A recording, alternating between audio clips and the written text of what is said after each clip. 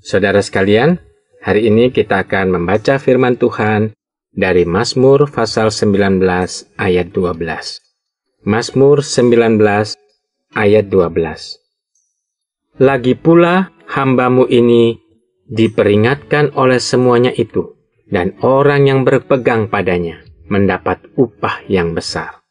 Izinkan saya membaca sekali lagi. Lagi pula hamba-Mu diperingatkan oleh semuanya itu, dan orang yang berpegang padanya mendapat upah yang besar. Saudara sekalian, firman Tuhan ini kita beri judul Firman Tuhan Mendatangkan Upah. Karena ayat ini menuliskan bahwa firman Tuhan itu memperingatkan kita hamba-hamba Tuhan. Memperingatkan kita orang-orang yang mengasihi Tuhan. Memperingatkan kita kekasih-kekasih Tuhan untuk hidup bijaksana, hidup takut akan Tuhan. Dan firman Tuhan menuliskan, orang yang berpegang pada peringatan Tuhan itu mendapat upah yang besar. Jadi saudara sekalian, firman Tuhan apabila ditaati mendatangkan upah. Biasanya saya suka mengulang, saudara. Firman Tuhan itu kalau ditaati pasti berat. Namun, walaupun berat, jika kita tetap berusaha taat, maka akan menjadi berkat. Ini salah satu contohnya, bahwa ketika kita berpegang pada firman Tuhan, kita memperoleh upah. Bukan upah yang biasa-biasa saja, bukan upah yang kecil, atau bukan upah yang sekedarnya saja. Firman Tuhan mengatakan, orang yang berpegang padanya mendapat upah yang besar. Istilah Ibrani, orang yang berpegang padanya, menggunakan kata samar. Samar adalah tindakan taat bagi budak. Jadi konteks ini adalah konteks antara budak dengan tuannya. Jadi ketika seorang budak taat kepada tuannya, itu yang disebut samar. Budak sebenarnya tidak mempunyai hak apa-apa kepada tuannya. Hidupnya, nyawanya sudah dibeli oleh tuannya pada konteks perbudakan pada zaman dulu. Saudara, budak sudah dibeli dan dia sudah sepenuhnya milik daripada tuannya. Tuannya mau memperlakukan dia seperti apa, itu terserah tuannya. Dia tidak punya hak apa-apa lagi, kecuali hanya taat kepada tuannya. Kita adalah orang yang sudah dibeli oleh darah Tuhan kita Yesus Kristus dengan darah yang sangat mahal harganya.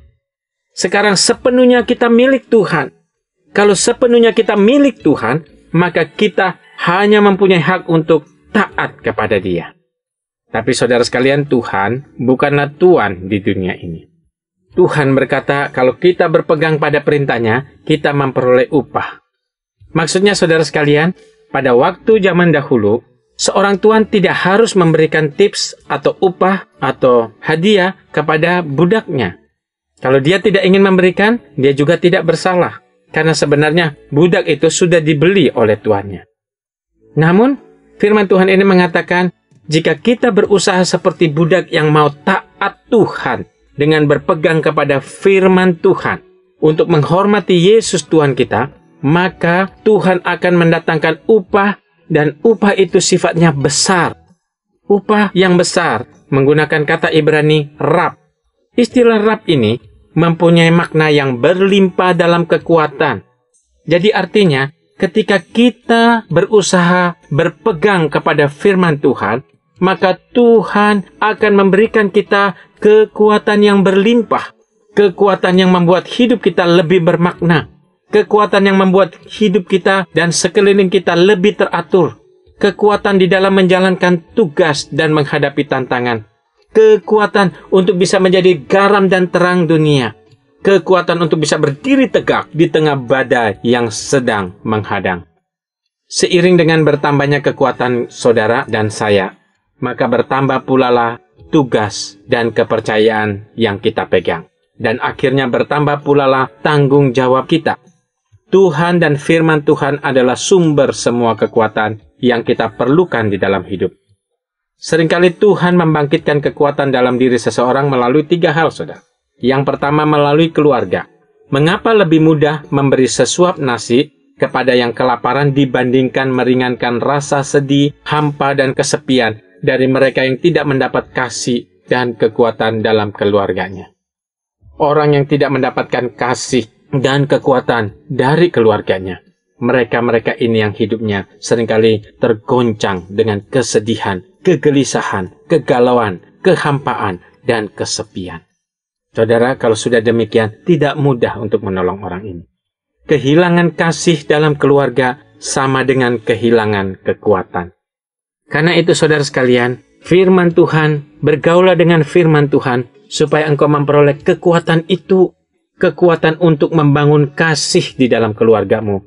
Karena jika itu terbangun, kita akhirnya memerlukan kekuatan kasih dari keluarga kita, supaya kita bisa hidup di dalam Tuhan, hidup bagi Tuhan, dan berjalan maju di tengah dunia ini, di tengah semua tugas yang Tuhan sudah percayakan.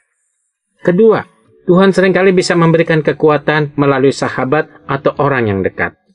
Sahabat adalah keperluan bagi jiwa setiap insan manusia. Karena sahabat kita bisa berbagi, sahabat bisa mengerti kita, sahabat juga bisa menolong kita, sahabat bisa menegur kita, dan kita tidak sakit hati. Dan itu kita perlukan di dalam hidup kita.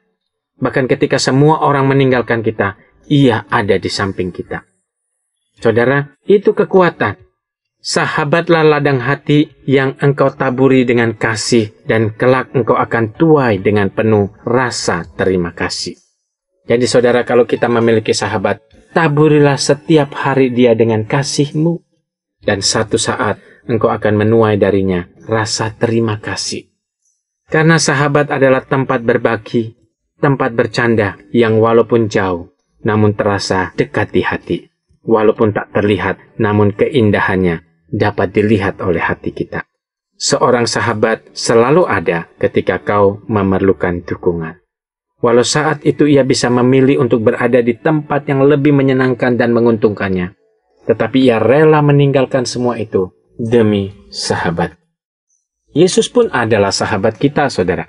Ia mengerti kita, ia mengenal kita, ia mau menyertai kita, dan ia tidak akan membiarkan kita berjalan sendiri.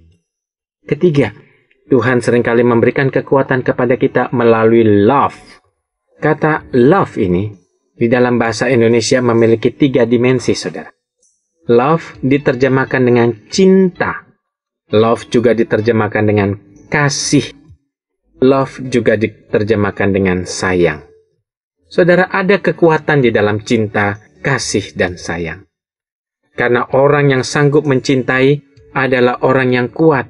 Dengan mencintai, orang bisa mengalahkan keinginannya untuk mencintai dirinya sendiri demi orang yang dicintai. Demikian juga dengan kasih dan sayang. Namun itu adalah kekuatan. Saudara, Tuhan akan mengirimkan sahabat. Tuhan akan memberikan kasih. Tuhan akan memberikan keluarga yang sanggup menguatkanmu. Tapi mulailah dari dirimu. Menghormati Tuhan. Cintailah firman Tuhan. Dan firman Tuhan itu memberikanmu upah yang besar. Siap mendapat upah, saudara? Upah yang besar, yaitu kekuatan yang luar biasa. Untuk engkau pakai di dalam menjalani hidup ini, Tuhan akan memberimu salam kuat, salam samar, salam yang berlimpah kekuatan sorgawi. Tuhan mau Anda kuat. Tuhan berkati.